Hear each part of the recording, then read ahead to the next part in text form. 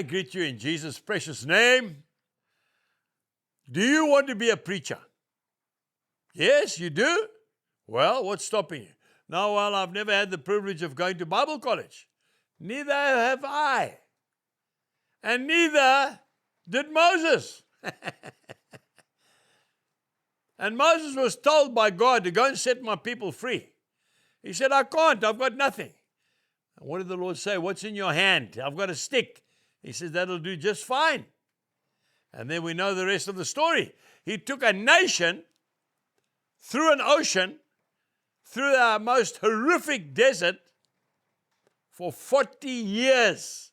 Some say he was the greatest statesman that has ever lived. What about Peter and James and John and Andrew? What about them? They were fishermen. They weren't theologians. They were fishermen. They were men that worked with their hands. Jesus chose them. He could have chosen anybody. He chose semi-literate fishermen. And with them, he changed the world. What about Job? Job was a farmer. You want to talk about suffering. You want to talk about depression. You want to talk about stress and anxiety. Read the book of Job. You know, I must just read this to you because you'll love to hear this. Job chapter 1 and verse 3. This is what it says. Also, his possessions were 7,000 sheep, 3,000 camels, 500 yoke of oxen, 500 female donkeys, and a very large household, so that this man was the greatest of all the people of the Middle East. Job was one of the most successful farmers, and he lost a lot, everything. Now, folks, he never went to Bible college, but I want to tell you that that book of Job has helped me. I'm also a farmer, more than any other intellectual expositions. Why? Because he was a good man. He was a godly man. He did all the right things. He lost a lot.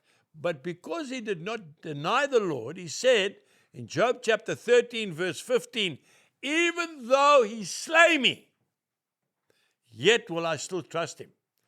Now we're talking about faith, and we're talking about belief, and we're talking about trustworthiness. You might have lost everything, sir. Maybe you have gone bankrupt. That's not for you to throw the towel in.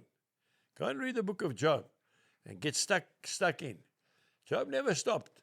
At the end of his life, you can read it, God replenished double anything that he lost. Twice as rich, twice as successful. Job was a farmer.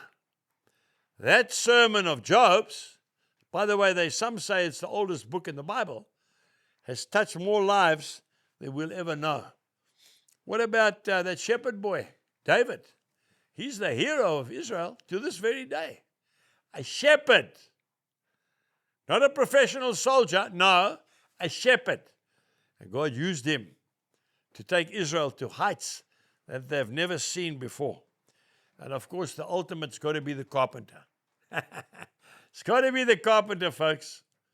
Yes, 30 years he worked on the bench with his father, Joseph. And then 3 years he went out and literally saved the whole world. A carpenter, not a theologian. I want to say to you today, it doesn't matter what your trade is, whether you're a plumber, a blacksmith, a nurse, a school teacher, a truck driver, it doesn't matter. What matters is, do you know him? And if you know Jesus, tell people about him. That's it. God bless you and goodbye.